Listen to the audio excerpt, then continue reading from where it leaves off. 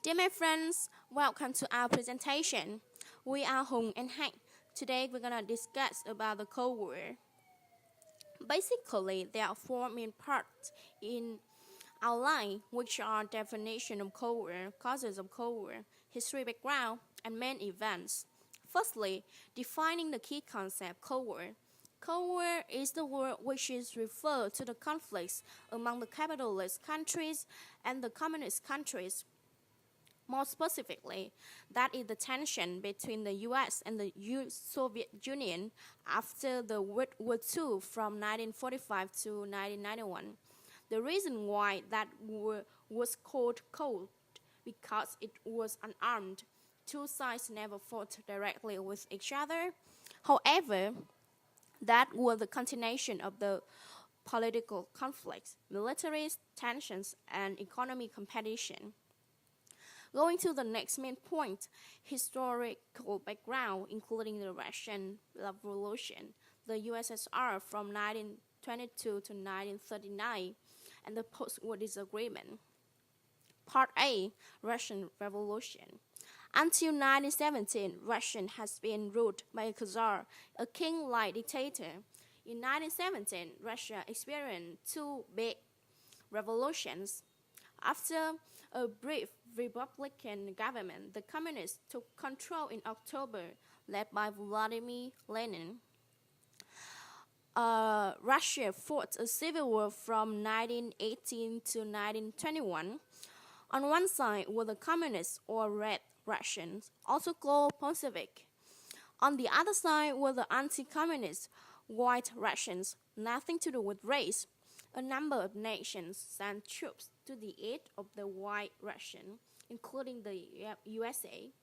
The communists won that war and firmly established the communist dictatorship that would last 70 years. Part P, the USSR from 1922 to 1991. The Union of Soviet Socialist Republics was created in 1922. It consisted of Russian and eventually 14 other large republics and spanned 11 time zones and become the world's largest nation. After Lenin's death in 1933, Joseph Stalin was able to take control of the USSR. Stalin ruthlessly created a totalitarian regime. After that, the US established relations with the USSR. Part C. The US, USSR, and Britain would have to lay the foundation for the stable, peaceful post-war world. But Stalin wanted security and believed that the West were a threat to the anti-communist nation. Therefore, he wanted a buffer zone, which means a control of Eastern Europe. Meanwhile, the US wanted a democratic world, sharing American values and a community of nations committed to free trade. After analyzing the historical background, we find out that there were three main reasons which led to the Cold War. The first one is mistrust. Post-war conflict led to mistrust. The two nations simply did not trust each other. Each felt that the other was out to undermine them. When disagreement arose, both sides assumed the worst. That was proved through two events below. 1.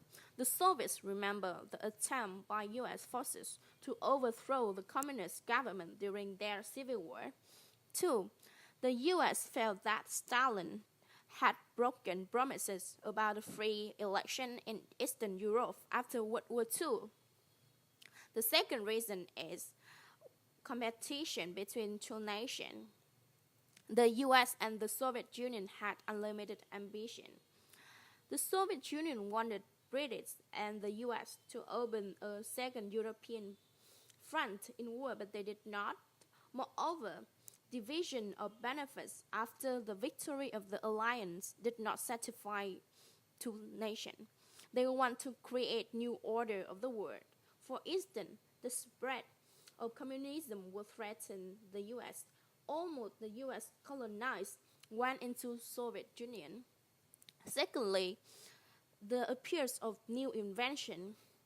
Though in the World War II, US used atomic bombs, but after that they still secretly developed nuclear weapons that threaten the Soviet Union a lot. Furthermore, the technology competition between two countries, they race each other closely in the space exploration. Last but not least, competing ideologies. An ideology is a way to looking at the world or a system beliefs. Each country went to a different philosophy. The Soviets had a communist dictatorship which abolished private property. Meanwhile, the Americans had a capitalist democracy which favored the free business. As you can see, there was a truly deeply struggle between their ideology. That's all of my part. Now welcome Hank, and he and she will take charge of the rest presentation. The next part of our presentation is about main events during Cold War. First is the Big Three met in Yalta in February 1945. The picture illustrates the result of Yalta Agreement, a new order of the world. The USSR agreed to enter the war in the Pacific. Stalin demanded control of Eastern Europe but made vague promise to allow free election in the future. By 1946, early tension, Stalin had declared that there would be no lasting peace with capitalism. At this time, he controlled Eastern Europe and refused to hold elections in Poland. Germany, mindful of Munich, took a tough approach to dealing with Stalin. In early 1946, Soviet expert George Kerman sent a 16-page telegram from Moscow to Washington. He agreed that the Soviet was fascinated and that the U.S. must act firmly to contain Soviet aggression and influence. Containment became the overall U.S. policy toward the USSR. Iron Curtain speech. Former British Prime Minister Winston Churchill gave a speech at a small college in Missouri, in which he warned of growing Soviet power. Some consider this speech a declaration of Cold War, pitting East and West. German doctrine. In the spring of 1947, it looked as though communist forces may overthrow the government of Greece and Turkey. Germany asked Congress for aid package to prevent this from happening. This became known as the German doctrine. Marshall, convinced that all of Europe was susceptible for communism because the economy was insane. The U.S. placed a massive aid program totaling $17 billion. It worked. Western Europe recovered and communism did not take root. Berlin Airlift. Germany had been split in half. Berlin had also been split, but was in East Germany. The West refused to give up West Berlin. Stalin tried to force surrender by blockading West Berlin. The West refused to give up an airlift supply to the West Berlin. In 1949, the Western nations formed the North Atlantic Treaty Organization to coordinate their defense against USSR. It originally consisted of America, Belgium, Britain, Canada, Denmark, France, Holland, Italy, Luxembourg, Norway, Portugal. Since the fall of Soviet Union in 1991, some former Soviet republics have applied for membership to NATO. The North Atlantic Treaty Organization, consisting of the US, Canada, and Western Europe, became the first peacetime alliance in US history.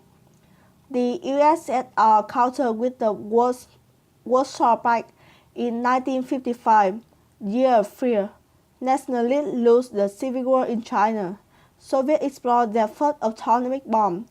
Top secret reports suggest that the USSR is bent on world domination and the US should corrupt its defense spending. The US followed this policy. In June 1950, North Korea, which was known as Communist, invaded South Korea, which was also known as non-communist. US support a policy action to protect South Korea.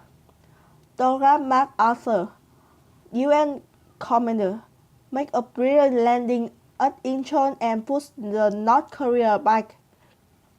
MacArthur continued to push north, provoking China's entry into the war. A police statement developed. Germans want to negotiate peace.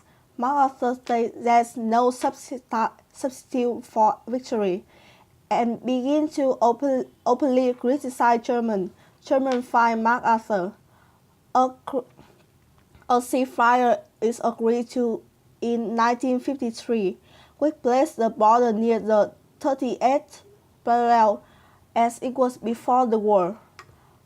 More than 40,000 Americans and hundreds of thousands of Koreans and Chinese are killed. In August 13, 1961, a low-barreled white barrier rose between East and West Berlin. Within a day, a concrete broke into a low wall, dividing neighborhood and family, workers and employers. The free from the repressed. The USSR called the war is a barrier to Western imperialism, but it was meant to keep its people going to the West, where the standard of living was much higher and freedom greater. The West Germans called summer the War of Shame. It was rebuilt 3 times more higher, stronger, repressive, and impregnable. Tower and guard with machine gun and dogs stood watch over. Forbidden zone, mile-wise, were created behind the wall. No one was allowed to enter the war zone. Anyone trying to escape was shot on sight.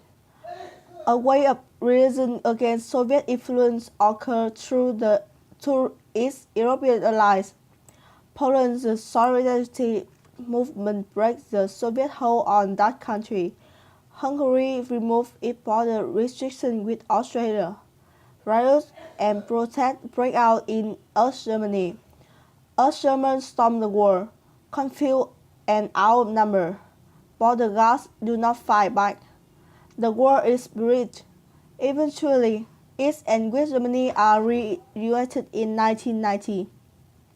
The Cold War still continued the late 1980s when communism collapsed in Eastern Europe.